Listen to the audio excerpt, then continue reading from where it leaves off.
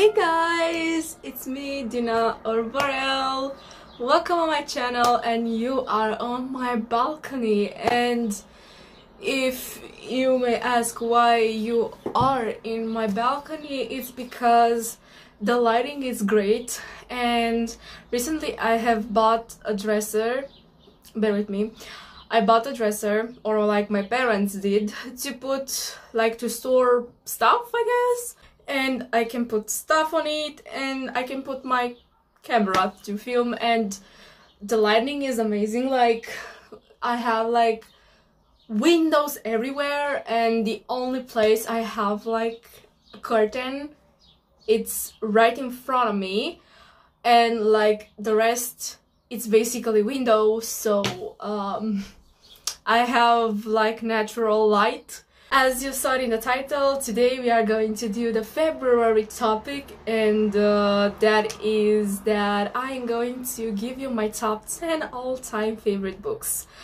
And it's going to be maybe some unpopular opinions, because I'm going to give my unpopular opinions as I'm going to go through the top, because I have some books that are quite controversial around the book community. Why I say book community? Because there is like the booktube, the book talk, book Twitter. I saw recently book Instagram, I believe there also is book Facebook.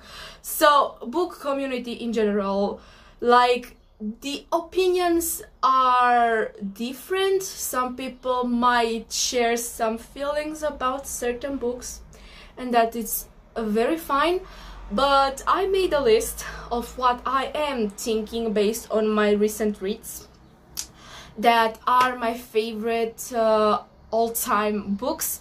Again, this opinion was different some months ago, but yeah, let's get into the month of February, and that is Letters to February. Why did I choose Letters to February? Well, February usually is associated with Valentine's Day, let's be honest. And what we do on Valentine's Day? Well, usually we send gifts, and usually we send the traditional Valentine's Day cards. In Romania, we don't have Valentine's Day, but we commercially celebrate it, and I believe right now Valentine's Day is also a commercial holiday, unfortunately, but you know, it's cute, the concept. We also have like our own Valentine's Day that is ironic, 10 days later than Valentine's Day. And on Valentine's Day we usually send cards, Valentine's Day cards, that usually read, "Will you be my Valentine? No," or "Yes," or "Maybe," or whatever. I thought, what better topic than books is going with the writing. Letters, books.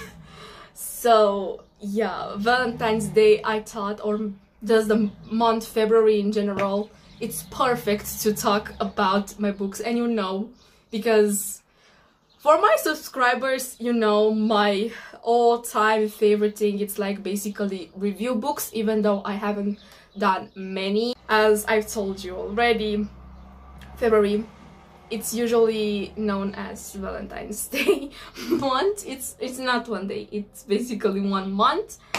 It's usually considered also a pink or red month, depending on who you ask, because, well, Valentine's Day, and usually we received gifts like roses, chocolates, teddy bears, and stuff like this, and of course letters, as I said, cards, letters, love letters, or I don't know. Now that I've told you about the whole cards thing and why I chose Letters to February related to books, let's start with my top 10 books, favorite books of all time. Okay, so let's start.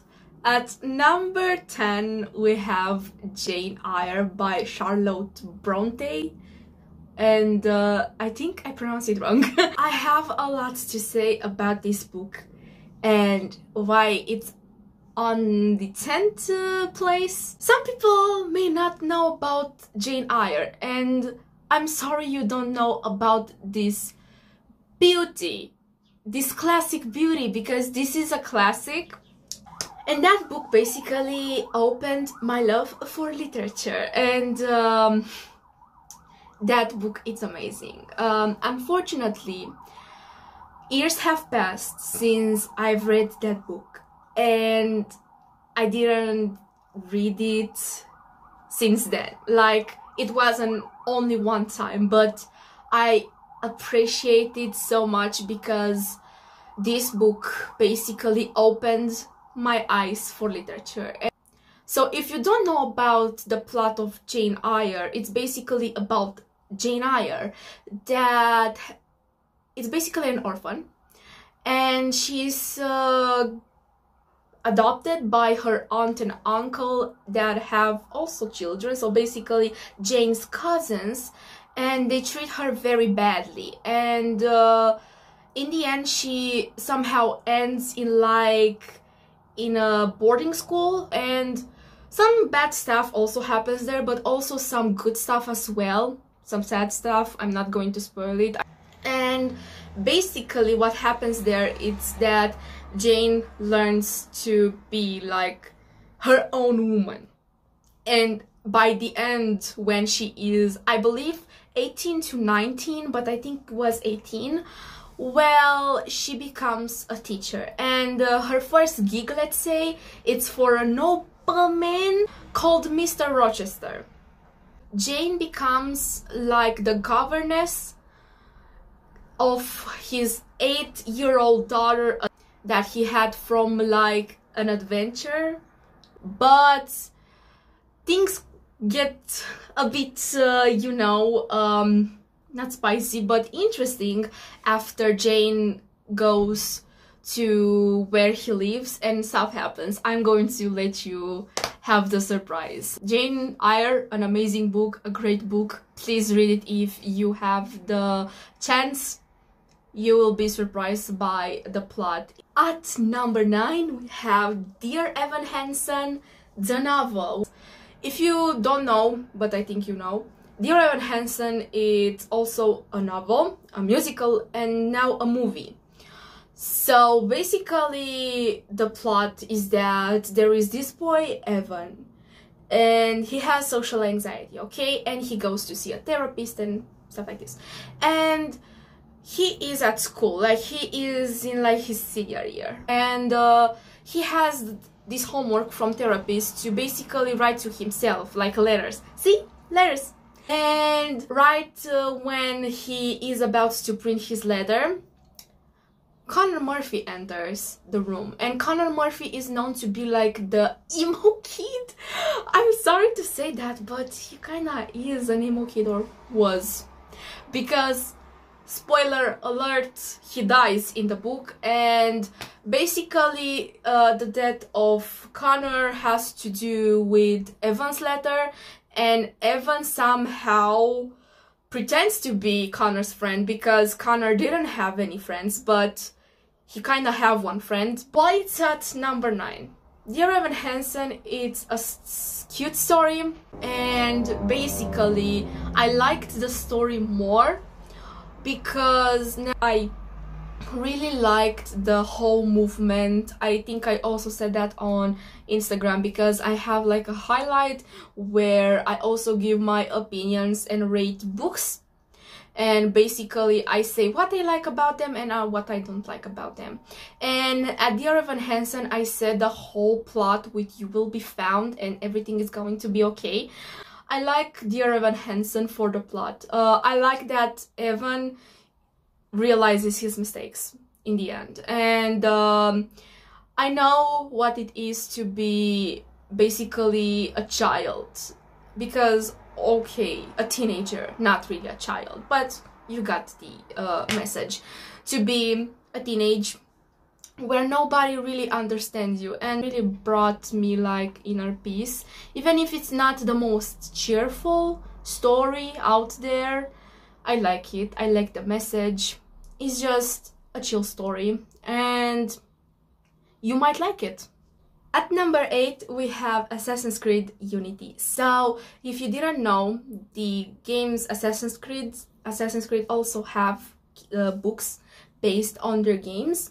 And the Unity, based on Assassin's Creed Unity, the game, shares the same story as the game, but in a different perspective. So, basically, Unity has two main characters. Arno, who is basically the main character of the game and also is somehow present, he's omnipresent in the book, and Elise de la Serre, who is basically the main character here in the book, but like a side character in the game. And the book is basically her diary, because some stuff happens to her.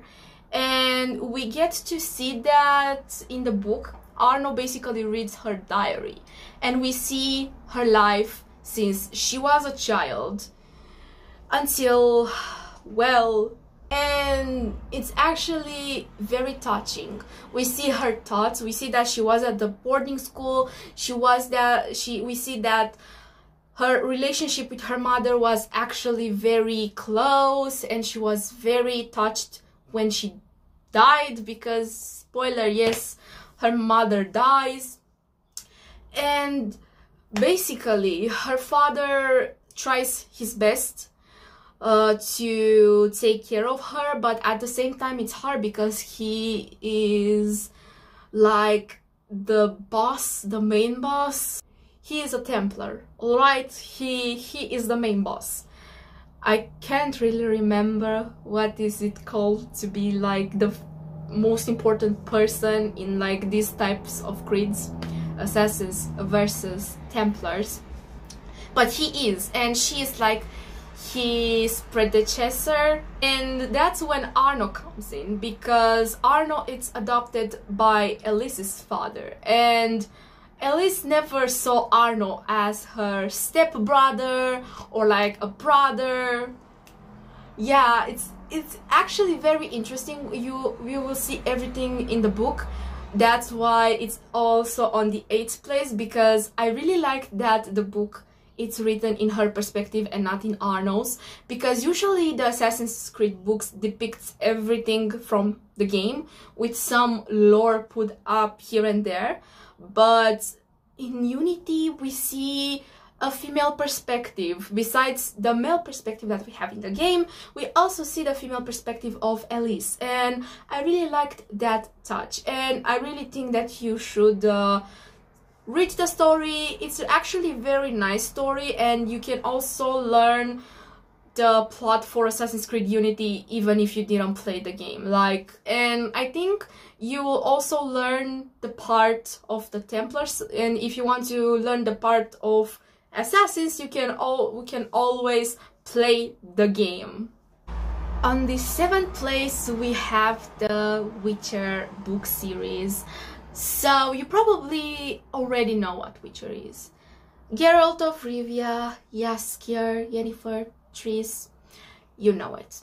Ciri. The books are basically what happened before the games, and they end like in kind of a cliffhanger, and they get it from there, you know, with Witcher 1, Witcher 2, Assassins of Kings, and Witcher 3, The Wild Hunt. What I like my favorite thing about these books, it's also the style and the depictions of the Polish tradition.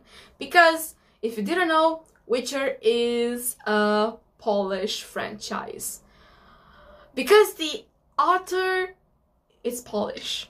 So basically the author, I saw an interview that he gave when the first Witcher came around, and he was talking about these collaborations between him and CD Projekt Red, that he inspired this series from the Slavic folklore and Polish culture. So you will see when you read the books a lot of these things. But what I really like the most thing I like about the Witcher franchise, I believe, It's the first book, The Last Wish.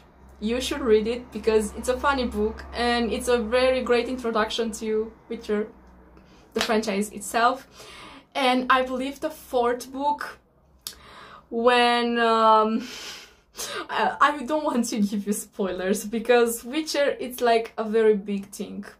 You should read it yourself to really understand some things, but at some point Geralt tries to say I love you to Yennefer, the main love interest, and she is like, I know. That line is like my favorite line from like the whole books, and that's why it's also on the 7th place, because The Witcher, it's very close to my heart. Like, I started with the games, but easy by easy I went also with the books, because I discovered, like, after I finished the game, the 3rd installment, I realized that all of this is basically based on books, and I was like, okay, I have to buy the books, and I bought the books, and yeah, they basically have a nice place in my heart. That's why it's on the 7th place. I know some of you like Witcher as well. Again, The Witcher, it's an amazing franchise, and I really adore it. That's why I also bought like 7 books, which I thought is like the whole collection, but apparently it's not. There is also an 8th book. On the 6th place we have Are We Really Wondering? The Goldfinch. And now you're wondering, you are already talking shit about yourself, because at the last or almost last book review you said that it's your favorite book of all time. And that is very true, but you will see why. The book I have on the 1st place, it's there. But for now, The Goldfinch, for those who don't know, it's about Theo Decker, or Theodore Decker, who basically steals a very important painting and keeps it for himself. And he lives with this guilt of free liberty. It's a more meaningful message. You have to read the book to actually understand it.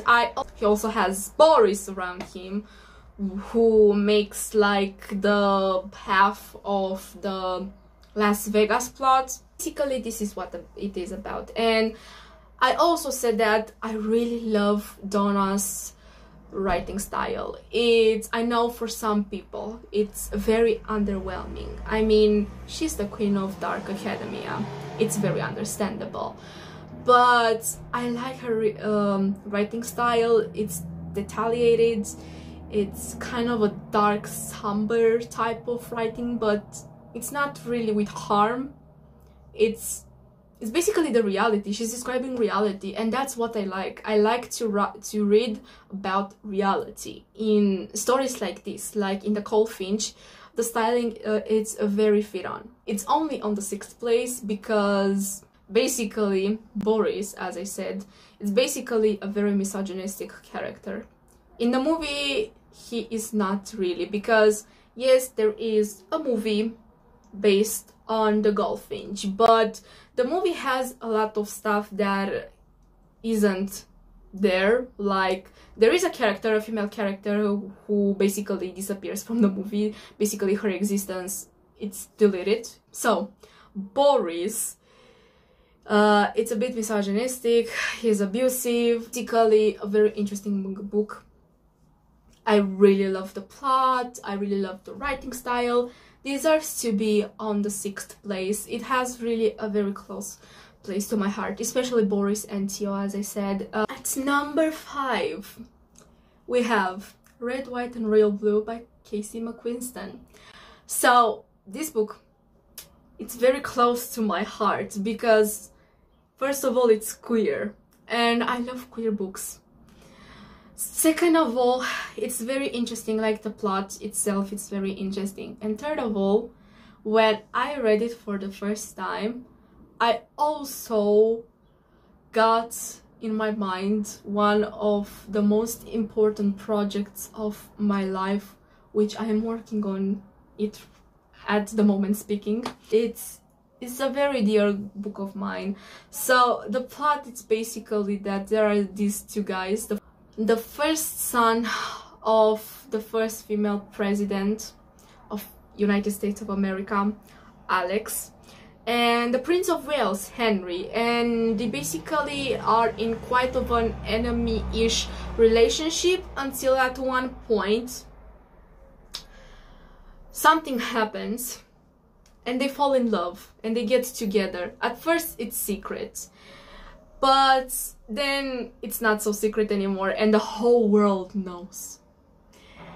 And you can see what means to be popular, like a celebrity type of, because you know they are quite the celebrities. I mean, the prince, the first son. Also the world, it's fictive, real fiction if you can call it, because it's happening in a perfect world where United States of America has a female president. I can't really think United States of America will ever have a female president, unfortunately. I know there are some opinions on Red, White and Royal Blue, because some of opinions are like, it's very sweet and it's showing what bisexuality means because Alex is bisexual, and it's basically just a pure joy book. There are also some spicy scenes. You have been warned. But the other part of opinions is like their relationship was forced. This is kind of boring. And I also saw some opinions that the author wrote about and Henry being like the most basic gay character. I also saw a thing, and I can understand that, and that's why it's only on the 5th place. It's that it has a lot of stereotypes. That he's the most stereotypical Texan guy ever, and Henry is the most typical British boy ever. I can understand that. I saw the stereotypes. It's not really nice. It's not perfect like Red, White and Royal Blue. It's beyond to be perfect, but it's one of the most few really cute queer books that I've read, and I applaud Casey for that. They did an amazing job at writing what queer love means, and it kind of reminded me of Yuri on Ice a bit. You will see if you read the book what I'm talking about. Okay, now on the 4th place we have No Longer Human by Dazai Osamu, and you know that No Longer Human, it was one of my favorite books ever until I read more books and it got thrown. But overall, No Longer Human, it's a book that hits very close to home, and it's on the 4th place because, well, I also happened to come across some things that the main character in the book, Oba, got around. Unfortunately, not all of them, obviously, but yeah, if you don't know what I'm talking about, basically, No Longer Human by Osamu Dazai, it's basically like an autobiography, and it finishes on like an open note, and it kind of resembles, because I said autobiography, it kind of resembles the life of the author himself, who, if you don't know, Dazai unalived himself with his wife in like a river close to his home, and he was 38, so quite young when he died. If you want to read it, read it. If you have read it, I'm sorry, let's cry together. But again, it's such an amazing book, like the art of the writing, it's amazing. The plot revolves around the fact that Oba basically feels that his life has no meaning, and we follow him through his life since he was a child until he is like a young adult, and he basically feels worthless in all of these chapters of his life. Oh wow, the sun is in the clouds, but it still looks cool. On the third place, my favorite third book of all time is Loveless by Alice Oseman. So, I've finished Loveless, I believe, at the end of January and at the start of February. So, Loveless, it's about finding who you are. It's basically a coming-of-age book. If you know Alice, you know that they write basically books, queer themes. This book is basically kind of representative for them because Alice is also ace, basically an aromantic asexual. Basically, Alice has little to no romantic and sexual attraction to anyone. And this book basically covers this thing. It's about Georgia, who basically doesn't know why she just can't find a love for herself, because she has this thought that life should always finish in like marriage and kids, and she wants that, but she just can't feel it. And this book is basically all throughout of it. We can see her from her finishing of high school until the first year of college, where she meets like a girl who is basically the total opposite of her. She's a pansexual, and she basically, you will see if you read the book, that they form a very cute bonding. It's basically what it means, platonic soulmates.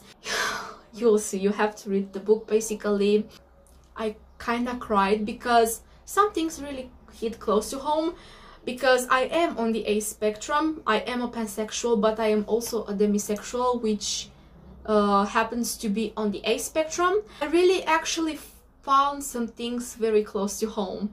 So please read it. You will have really a fun time reading it, and you will cry for Georgia when she realizes that she's not a mistake, she isn't wrong, and she is basically normal. On the second place, we have two books that basically form one saga, and that is the saga of Aristotle and Dante. The first book, Aristotle and Dante discover the secret of the universe, and the second book, Aristotle and Dante dive into the waters of the world. So what is this saga it's about? So basically, Aristotle and Dante is about two boys that meet at a pool, and the action takes place in the 80s. Aristotle and Dante, it's a queer story, by the way, if you haven't really depicted already. Them finding their sexualities, coming of age, and finally finishing it off super sweetly. And the second book basically revolves around their newfound relationship and the struggles that come with it and what they have to do. It's very funny, the second book. A lot of people don't like the second book because they think it's very fan fiction, and let's be real, what is not fan fiction in books? Fan fiction is basically derived from the form fiction. The fan comes because, well, fans make it, but they also make fiction. So all of this is fiction. Yeah, it didn't really make any sense. It's at the second place because it's such a cute story. I've read both the books in PDF form in the September of 2022. And because in my most recent vlog I told you that I found like the first book but the Romanian translation, which I am reading it right now. I stopped reading it to film this video. It's about queer love, it's about finding yourself, it's about the struggles and the acceptance, and you will see some homophobia, especially because the action takes place in the 80s, I believe right before the AIDS, which you will see a lot of things. You'll see stuff that happened in Aristotle family, especially in the second book. You will cry for his father. Not giving spoilers, but yeah, things happen things happen that made me cry. The story finishes good, that's what I'm gonna say, that's what I'm gonna spoil it.